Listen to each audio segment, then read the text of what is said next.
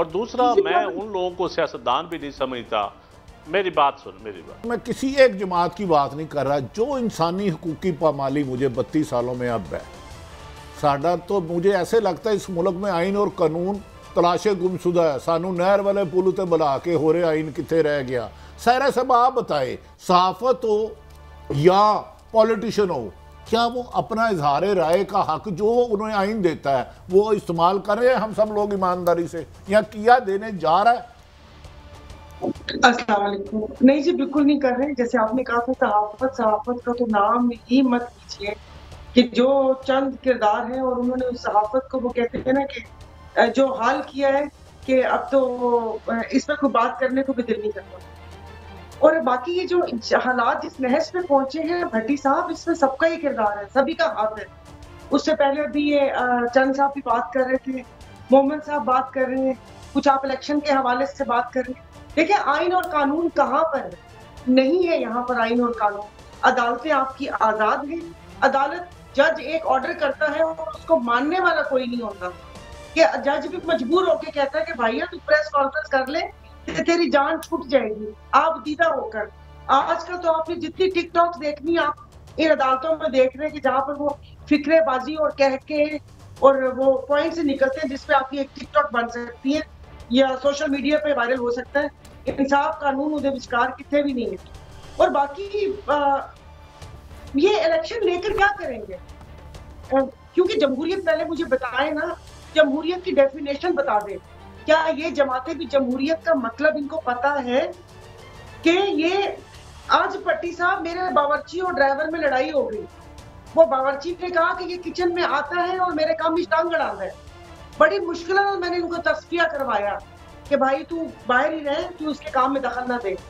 तब आप मुझे बताएं कि जब ड्राइवर और बावर्ची अपने अपने दायरा कार में एक दूसरे की दखल अंदाजी बर्दाश्त नहीं कर सकते, तो ये सियासतदान जिन पे आवाम भरोसा करती है कितने सालों से, ये क्यों लेट जाते हैं? मतलब आपस में बैठ के कोई चीज आप वो क्यों नहीं वो करते? आप कह रहे हैं कि जमहूरियत, ये साफ शफाफ इलेक्शन कभी हुए?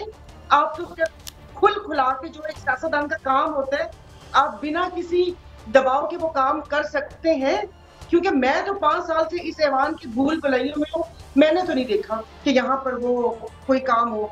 भले वो वजीर कानून साहब ने वोटिंग करनी हो कि जी बोला है किसी ने तो मैंने उनको वोट दे दिया, भले वो सादिक संजरानी साहब की दोबारा जिस तरह वो हुआ था और 14 वोट इधर से उधर हो गए, वो आपको और हम सबको भी पता है कि 14 वोट कहाँ से कहाँ चले गए।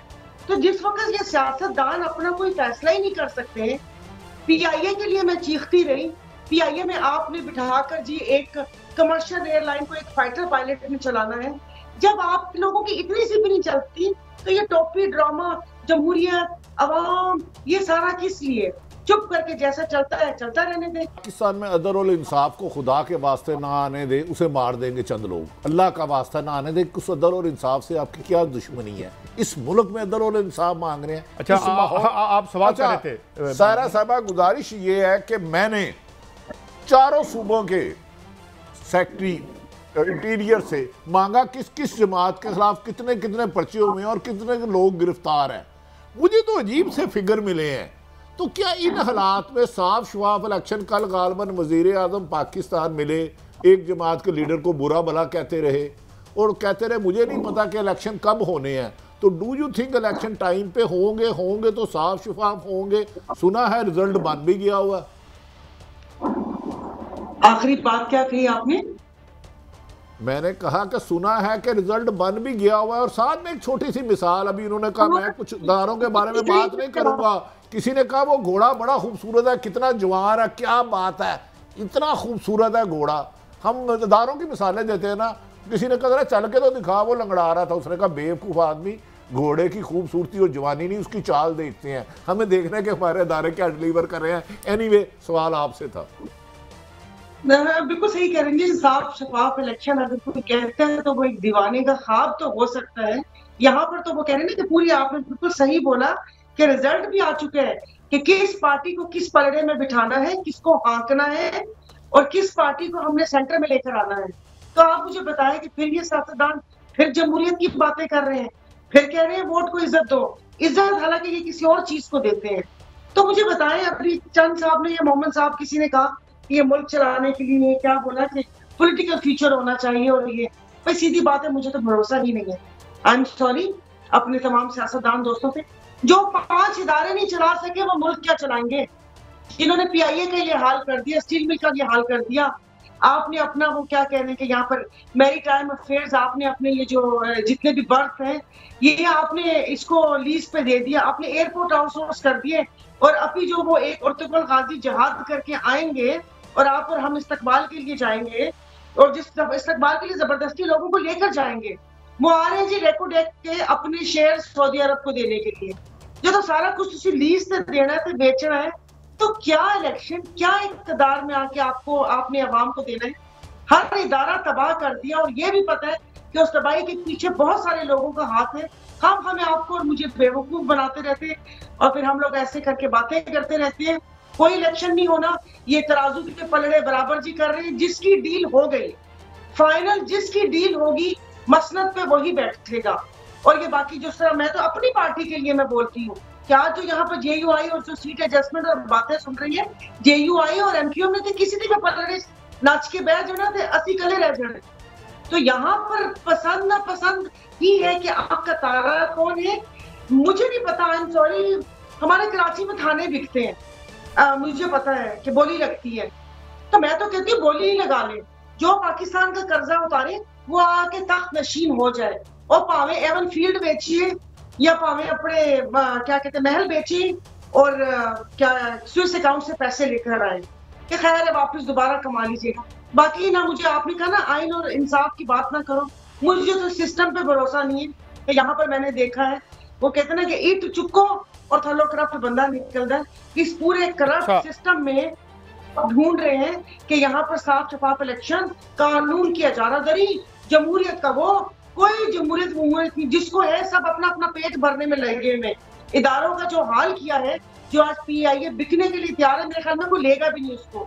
जो रेलवे का हाल है वो तो, और बाकी सब चीजें एक बैंक तो हमने 10 रुपए में भी बेचा था, लेकिन मैं जी सारा साहब, बहरहाल हमें आपसे ही पूछना है, आपको नहीं सोल्यूशन लाना है, आप पॉलिटिकल लीडरशिप है हमारी, हम तो किसी और से उम्मीद नहीं लगा सकते। लेकिन मैं एक चीज़ सुनवाना चाहता हूँ आपको। मैं एक और खकान अब्बासी साहब का बहुत फ़ैन हूँ, बहुत वो जो है, और नदीम अफजल चंद साहब की तरह फैन लेट हुए, गर्मी जा रहे हैं, फैन हो गया, पिछले महीने रहते नहीं मतलब वो अपनी ओपिनियन जो तारक आज हमारे भाई नदीम अफजल चंद फार्म में नहीं है, नहीं बड़ी फार्म में है, उन्होंने बड़ा अच्छा अपनी पार्टी को उन्होंने अच्छा डिफेंड किया। मगर मैं एक शॉर्ट सुनवाता हूँ शायद खकान अब्बासी साहब का, और फिर बारी बारी सबसे टेक लेते हैं। सुनाएं जी।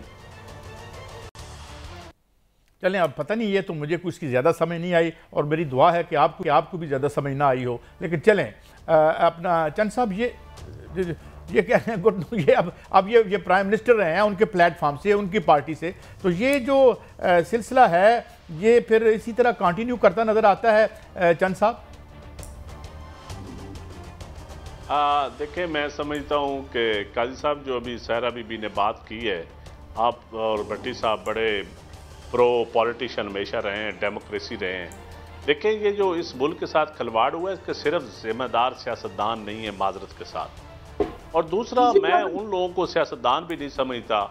मेरी बात सुन, मेरी बात जो देखिए, आपने अयूब का दौर 11 साल, मुशर्रफ का, ज़ियाउल हक का, ये भी जमा कर ले, शौकत अजीज़ का दौर भी जमा कर ले।